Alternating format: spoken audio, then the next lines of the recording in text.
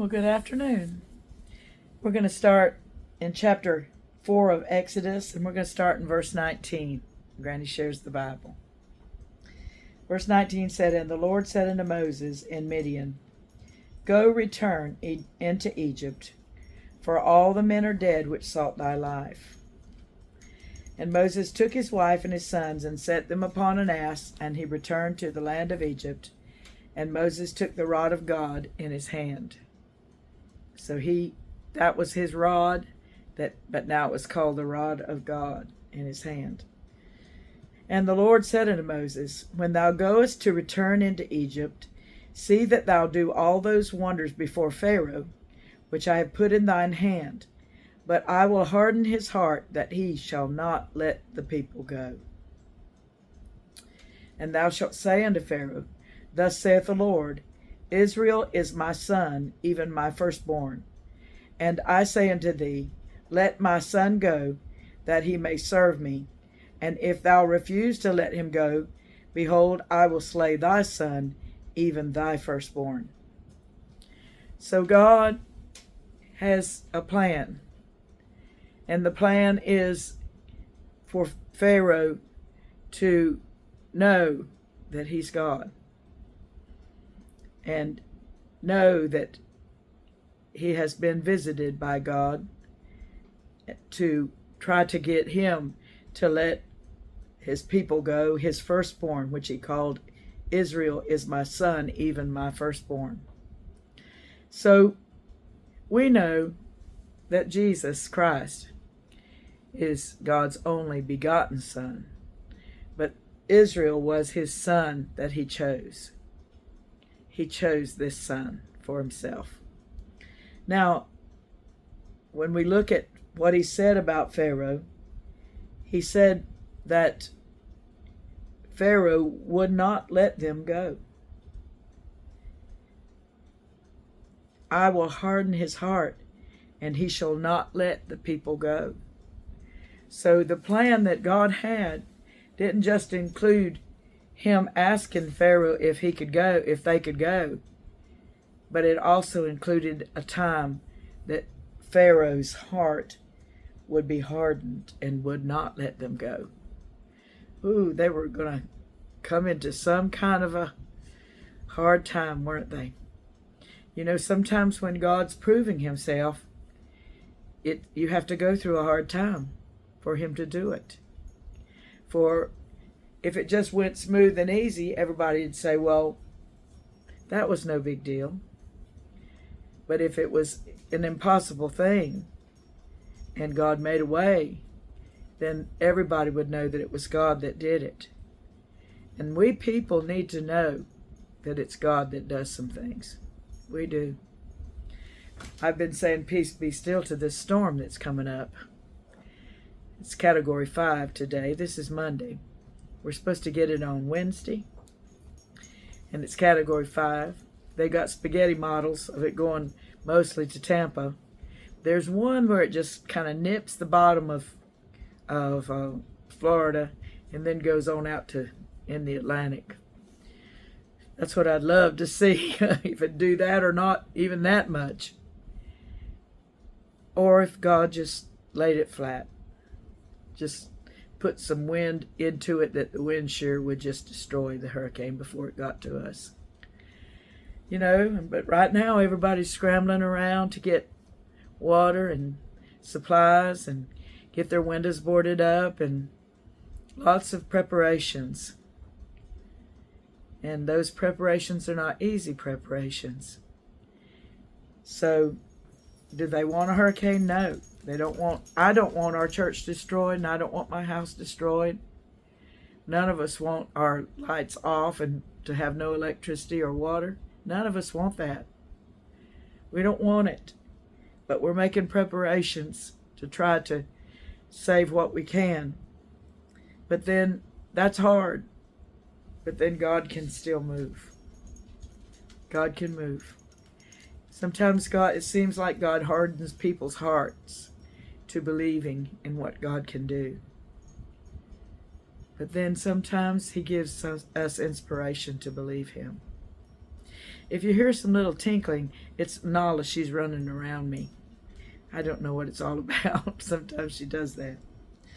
So, anyhow, God already let him know what was going to happen.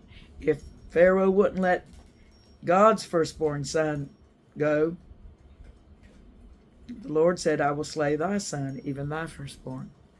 He told Moses that. Verse 24, Then it came to pass by the way in the end that the Lord met him and sought to kill him. Moses?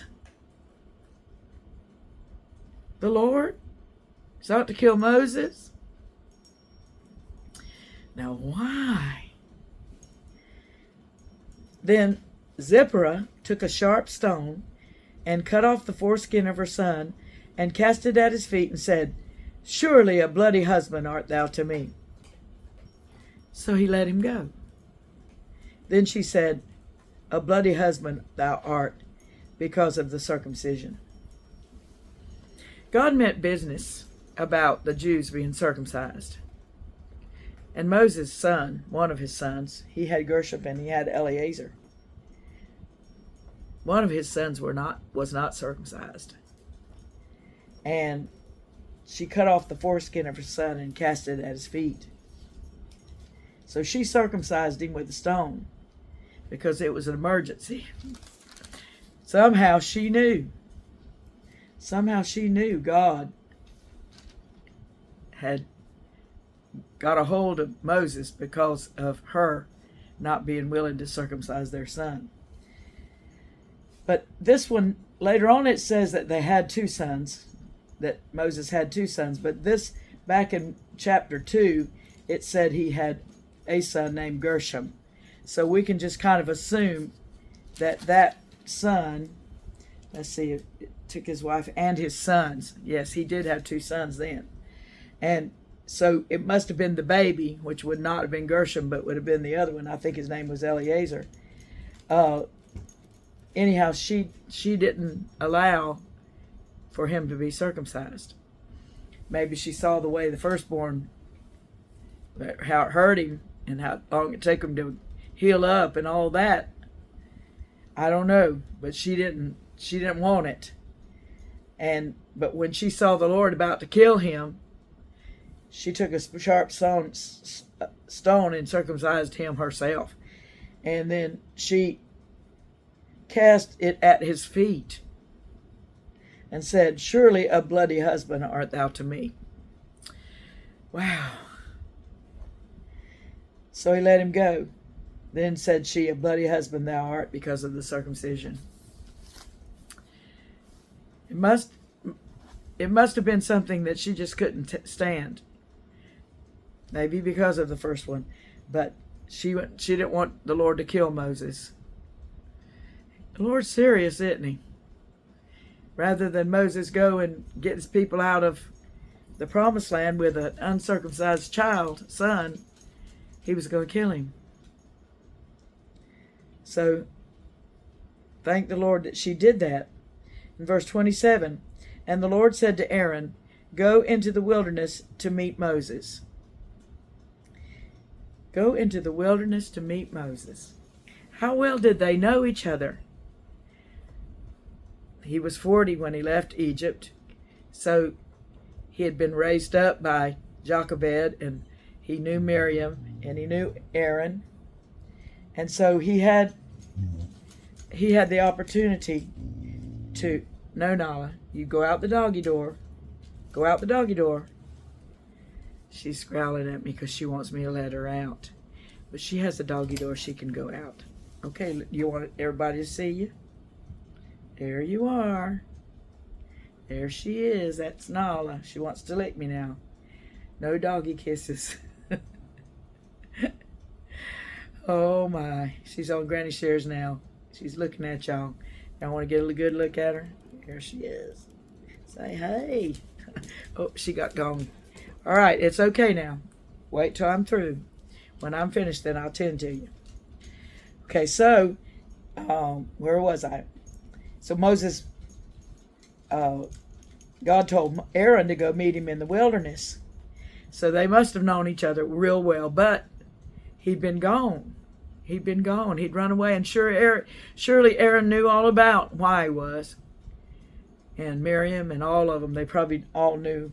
But God told him all the men that wanted to kill him were dead. So he didn't have to worry about them. And that included that old Pharaoh. So now Nala's drinking out of her water bowl. She's the star of the show today. Let her get it. All right, she did it. And it says, and Moses, it says that he went and met him in the mount of God and kissed him. The mount of God, that was Horeb. That's where Moses met God. And he went all the way there. Before Moses, it must have been before Moses left. It says, and Moses took his wife and his sons and set them upon an ass, and he returned to the land of Egypt. So here we are before that. It must have been before that. This chapter must not be in chronological order, because they met on the Mount of God. And so Moses told Aaron all the words of the Lord who had sent him, and all the signs which he had commanded him. So this must have happened before they got on the asses and came into Egypt, that Moses and Aaron talked on the Mount of God. And then verse 29, that's to catch us up, because then the next verse says, and Moses and Aaron went and gathered together all the elders of the children of Israel. And Aaron spake all the words which the Lord had spoken unto Moses, and did the signs in the sight of the people. And the people believed. And when they heard that the Lord had visited the children of Israel, and that he had looked upon their affliction, then they bowed their heads and worshipped. So when Moses and Aaron, let's go back and see what the Lord said about Aaron. And the anger of the Lord, verse 14, said, and the anger of the Lord was kindled against Moses, and said, is not Aaron the Levite thy brother? I know that he can speak well. And also, behold, he cometh forth to meet thee. And when he seeth thee, he will be glad in his heart. And thou shalt speak unto him, and put words in his mouth. And I will be with thy mouth and with his mouth, and will teach you what ye shall do. And he shall be thy spokesman unto the people. And he shall be to thee instead of a mouth, and thou shalt be to him instead of God. And thou shalt take this rod in thine hand, wherewith thou shalt do signs. So before this is when the Lord said Aaron was going to meet him. And so after this episode in the inn with Zipporah, then it reports that Aaron did meet Moses in the Mount of God. And Moses did tell him everything. Moses told Aaron everything. And then we'll jump back into Egypt, and Moses and Aaron went and gathered together all the elders of the children of Israel. So Moses and Aaron are beginning their work. They're beginning their ministry with the children of Israel. And they begin it with Aaron speaking everything. Aaron spake all the words which the Lord had spoken unto Moses, and did the signs in the sight of the people. What did he do? He threw the rod down and became a serpent, picked it up by its tail, and it became a rod. He put his hand inside his bosom. When he took it out, it was white with leprosy. When he put it back in, the leprosy disappeared. Those were the signs. And he said, if they don't believe that, then just pour water, and the water's going to become blood. You're going to let the water become blood. If they wouldn't believe those other two signs. Let me say, it shall come to pass, if they will not believe also these two signs, neither hearken unto thy voice, then thou shalt take of the water of the river, and pour it upon the dry land. And the water which thou takest out of the river shall become blood upon the dry land. So they had those three signs, and Aaron did those signs in front of the people. And the people believed. And when they heard that the Lord had visited the children of Israel, and that he had looked upon their affliction, then they bowed their heads and worshipped. Hallelujah. It makes us too, when we feel the Lord's presence, when we hear from Him, it makes us worship Him. He's so with us. He's so present. God with us is what Jesus' name is, Emmanuel. God with us. And He is with us. And He wants us to worship Him and believe Him and let Him do everything He wants to do. I want Him to do everything He wants to do about this storm and in this storm. I'm wanting Him to stop it or make it go in a different way that nobody's hurt. I just want Him to move. I want to see God move. Do y'all? Yes, He will too. Okay, now that's the end of chapter 4. And tomorrow we will start chapter 5. See what happened then. God bless you.